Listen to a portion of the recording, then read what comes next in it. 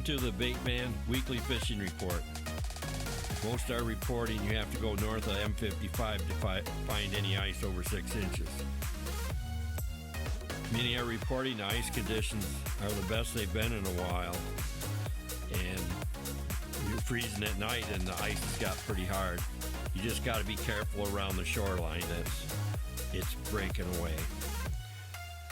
Portage Lake, good fishing report there. They are ice fishing on the Onekama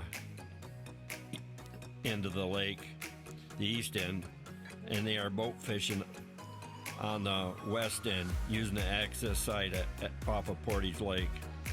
Bear Lake by Bear Lake, walleye are being caught, and most are going off the points there. Green Lake South access site has been good for smelt, 6 to 8 inches of ice. Most are reporting they're catching 75 to 100 a night. Long Lake by Interlaken has 6 to 8 inches of ice, with some walleye and perch coming out of the lake this week.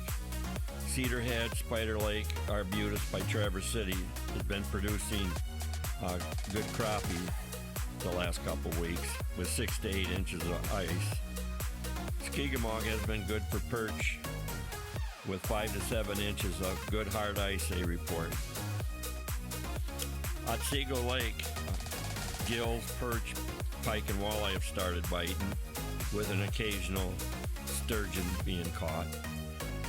Lake Marguerite reports a good gill bite with 7 to 10 inches of ice. Burt, black, and mullet have been real good for perch, with a few walleye being caught. Burbot are being caught on east and west Grand Traverse Bay, the north end of Torch and Burt Lake. Houghton Lake, Misaki, Cadillac, and Mitchell report a few walleye and pike, but the crappie have started to bite. So we'll keep you updated. Thanks a lot.